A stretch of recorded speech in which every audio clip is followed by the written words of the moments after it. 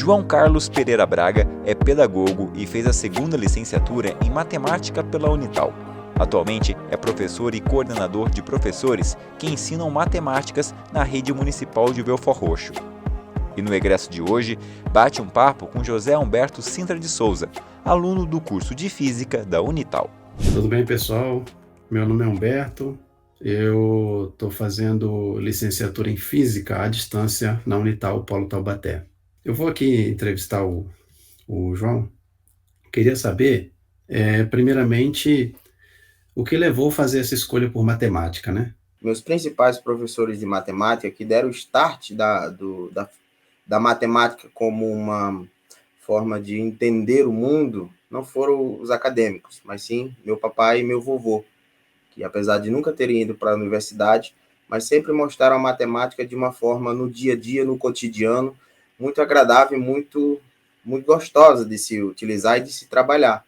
Meu tio também, como pedreiro, mostrava muito de matemática, eu enxergava muito de matemática e via uma distância muito grande entre aquela coisa agradável que eles passavam para mim e a matemática que era ensinada nos colégios e tudo que a gente já vivia no nosso cotidiano. Então, por já ter uma licenciatura, eu fiz uma segunda licenciatura e escolhi o polo de Resende, primeiro porque as pessoas lá são maravilhosas, a coordenadora Neia, que eu deixo um abraço aqui carinhoso, é muito agradável, mas também para me permitir sair da minha rotina e passear um pouco. Então, o curso para mim foi um presente. Fazer matemática foi um presente para que eu pudesse retomar essa matemática que a gente sabia que era um pouco diferente daquilo que a gente vivia na nossa prática pedagógica do cotidiano. E esse presente, você teria algumas das melhores recordações que você gostaria de compartilhar conosco sobre o curso? Momentos dramáticos ou momentos, né, muito felizes que você passou, não? Eu lembro quando a primeira vez que eu ouvi falar sobre etnomatemática foi na universidade, na Unital. E quando eu ouvi falar das tendências matemáticas, etnomatemática é uma tendência, eu, assim, deu um start na minha mente. Tudo fez sentido, certo? Eu lembrei das conversas que eu tinha com os vaqueiros lá no sertão onde eu morava, em que muitos deles, os filhos, ou eles mesmos, foram meio que expulsos para fora da escola, mas que você via a riqueza matemática que eles tinham no trato diário das suas profissões, entendeu? Você via que, eu costumo falar, eles têm não sei o nosso tempo aqui, mas ele tem um moço lá que eu tenho um apreço muito grande, e ele faz assim, ele compra a ração, a unidade que ele pega é um antigo prato de escola, coloca ele sabe a quantidade para cada vaca que ele tem que colocar, mais ou menos, meio prato, um prato, 2 pratos, aquele prato ele calcula, aquela vaca vai dar o leite em litros, aquele litro ele vai transformar em real, para depois tudo isso ele ver qual foi e qual não foi viável para ele, para que ele possa no outro dia fazer tudo diferente. E isso, uma pessoa semi-analfabeta que foi meio que expulsa da escola. E aí eu pergunto para você, será que nós, enquanto educadores, estamos tratando essas pessoas com dignidade, estamos valorizando essa matemática? Como é que eu posso falar que essa pessoa não tem uma matemática? Ou que ele não sabe matemática, entendeu? E isso eu comecei a enxergar um pouco mais nesses estudos que a gente fez sobre as tendências matemáticas. Para mim foi uma disciplina maravilhosa e que muito marcou a minha vida. Então, essa etnomatemática foi, então, talvez a matéria mais importante que você achou, mas em relação ao seu curso em si, ou a matéria ou a disciplina mais importante que você acredita, né, que ela realmente contribuiu para a sua profissão? As contribuições, às vezes, a gente não consegue mensurar.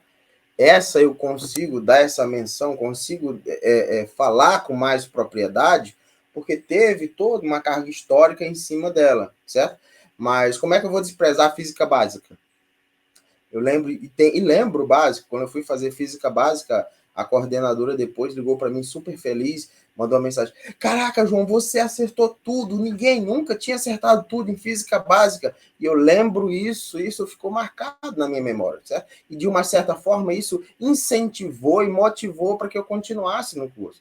Como é que eu vou dizer que uma é maior ou menor do que outra? Para mim, cada uma teve a sua contribuição, e nessas contribuições serviu para ser o professor que eu sou hoje.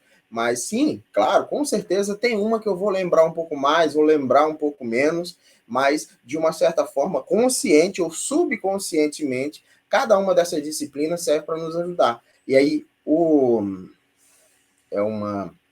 diria Roberto Carlos, é quase um detalhe. Eu estudei por módulos, então fazia uma disciplina por vez. Para mim, isso é mais agradável do que fazer 6 disciplinas, porque eu perco um pouco do foco em cada uma. Quando eu estudo uma por vez, me dá uma possibilidade de eu mergulhar naquela disciplina e poder extrair tudo que eu possa extrair dela. E isso, para mim, foi maravilhoso. Então, por isso que eu faço. O curso foi um presente para mim. Foi um presente em todos os sentidos. Também para esse encaixe dessas possibilidades e com a minha própria personalidade e minha forma de estudar. Depois que você se forma, como você avalia o mercado de trabalho? Pelo menos ali, já que você já visitou aqui São Paulo também, né? Algumas vezes. Eu não sei se você consegue avaliar as diferenças, ou você pode falar um pouco sobre o mercado de trabalho aí onde você está, ou em geral, se você puder conversar um pouco sobre isso. Eu me sinto um pouco à vontade para falar não sobre o mercado de trabalho e a educação como um todo, mas sim sobre o nicho que eu atuo.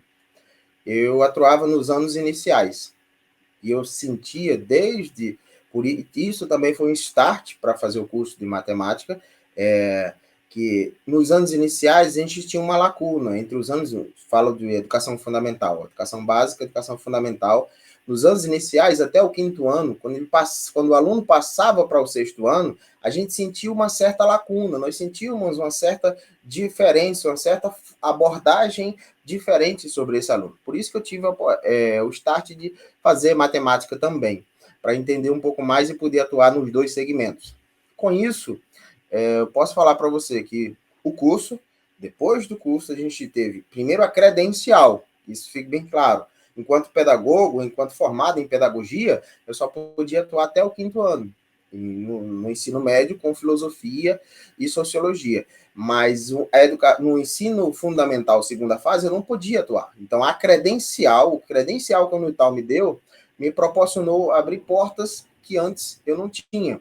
E vou falar para você, o gargalo, algumas pesquisas já mostram isso, o gargalo principal da educação do Brasil é o ensino fundamental anos finais, porque existe muita pesquisa para os anos iniciais, existe uma certa discussão, e muita discussão, em relação ao ensino médio, mas os anos finais estão meio que esquecidos, e aí é esse nicho de trabalho que hoje eu atuo.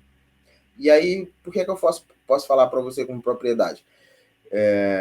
Aí eu vou deixar um pouco a vaidade de lado e vou ser um pouco até arrogante e vou falar. Hoje, eu sou o educador transformador, ganhador do Prêmio Educador Transformador 2023. Nessa atuação, nesse nicho de trabalho, com o projeto Recoin, que a gente atua na nossa escola aqui em Belford Roxo, no bairro Recantos. E isso nos dá uma certa propriedade para mostrar que temos iniciativa, nós temos condição de atuar de forma significativa nesse nicho de trabalho. E muitos colegas, ou muitas pessoas, desprezam um pouco esse nicho, desprezam um pouco os anos finais, porque acham que se a pessoa tem que se preocupar um pouco mais com a pessoa aprende a ler as 4 operações, ou então tem que preparar o aluno lá para a faculdade, então no ensino médio é que eu preparo para a faculdade. E esse espaço, esse nicho, esse ato que fica no meio aí, gera muitos transtornos. Sábado eu fui para uma palestra que me startou sobre uma coisa.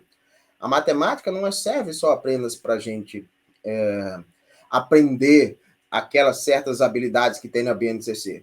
Ela serve para desenvolver o nosso próprio cérebro. Há certos mecanismos cognitivos, a neurociência tem mostrado isso, que são desenvolvidos através de instrumentos matemáticos que o professor proporciona para o aluno em sala de aula. E tudo isso são oportunidades. Hoje o professor pensa em se formar para ir para a sala de aula, ficar escrevendo alguma coisa para o aluno copiar no caderno, daqui a 2, 3 meses, ele fazer uma prova para ele copiar tudo aquilo que ele copiou no caderno. Não faz sentido. O mercado de trabalho hoje é muito dinâmico. A gente tem diversas outras áreas, diversas outras pesquisas atuando na educação. Por isso que nós precisamos ter um licenciado, ter uma pessoa formada em licenciatura que possa também querer beber dessas outras áreas para fazer com que as suas áreas sejam dinâmicas, agradáveis. Você nunca vai conseguir disputar contra o celular, você não precisa disputar contra o celular, você precisa usá-lo a seu favor. Quantas e quantas vezes nós estávamos lá num cálculo, tentando resolver uma questão e se engaixava numa questão quanto é 194.200 não sei quanto, dividido por 14. A gente vai perder 10, 20 minutos para responder isso no lápis. Peço lá o meu aluno, Kaique, o meu aluno, sei lá o quê, e ele vai lá e calcula aquilo rapidamente no celular dele, a gente já starta para outra disciplina, para outra questão.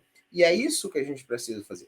Pegar as possibilidades, pegar tudo aquilo que tem de novo e tentar proporcionar uma aula cada vez mais agradável e produtiva para o nosso aluno. O que você indicaria a pessoa trilhar? Qual o caminho? Quais são as dicas para quem está trilhando o curso agora, tendo em vista que ele vai ter esse leque de oportunidades e ele vai sair meio perdido, né? Se ele não tiver uma orientação ou já não sair focado a fazer alguma coisa, né? A principal coisa é a ignorância nos priva de muitas coisas. E a ignorância não no sentido de ser uma pessoa bruta ou arrogante, mas sim ignorância no sentido de ignorar. Primeiro você precisa se entender. O que é que você é bom? O que é que você gosta? O que é que te faz bem? O que é que faz com que você se levante de manhã e dizer, caraca, hoje eu estou animado para fazer certa coisa? Eu acho que se entender, ou entender-se, eu acho que é o primeiro ponto. Segundo, entender essas diversas possibilidades, esse leque de possibilidades. Porque eu conheço colegas, eu mesmo, já saí de sala de aula, fui coordenar um grupo de professores que iam dar aula sobre educação ambiental, certo? Imagina um professor, pedagogo de matemática, coordenando esse grupo de pessoas que vão dar sobre a educação ambiental. Parece que não tem nenhuma sinergia, mas tem. E essa possibilidade, essa experiência me proporcionou uma formação e uma visão que eu não tinha antes. Então, eu falo para você, conhecer a área e conhecer a si mesmo, eu acho que é o principal ponto. Segundo, entender que, infelizmente, e aí eu não falo isso da Unital, porque sempre falo da Unital com muito amor e muito respeito no meu coração, mas a Unital ou qualquer outra universidade nunca vai te formar completamente para você estar pronto para a sala de aula.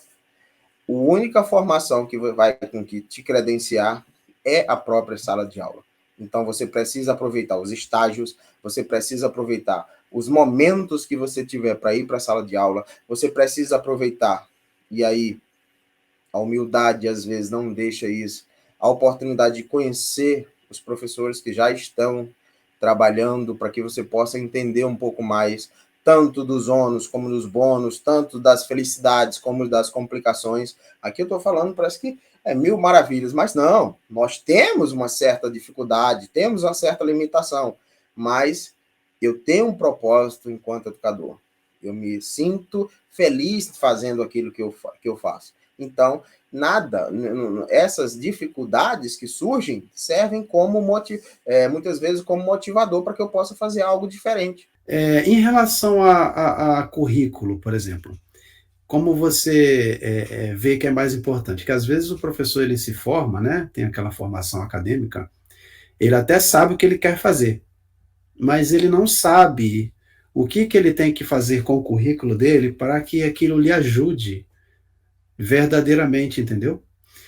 Então, se você puder passar alguma dica para a gente em relação ao currículo.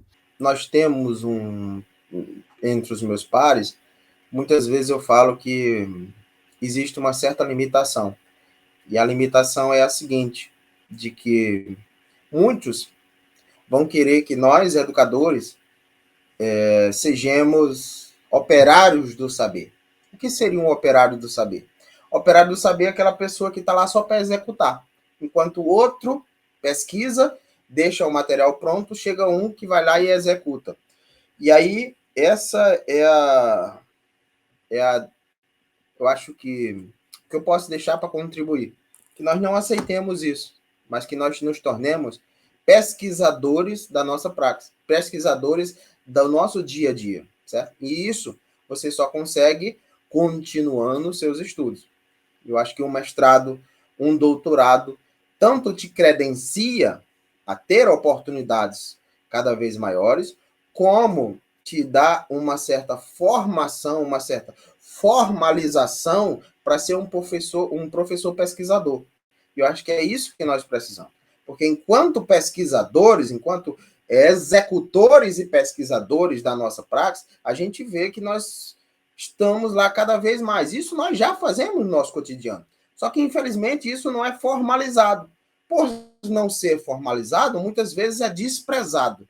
E aí, essa formação, com mestrado, com uma pós-graduação, com lato sensu, estrito sensu, enfim, que ele procure também essa credenciamento a mais, porque esse credenciamento a mais, tanto irá abrir novas portas, como certamente irá formar na mente dele a mente de um professor pesquisador, que é o que nós tanto precisamos para essa educação transformadora no Brasil.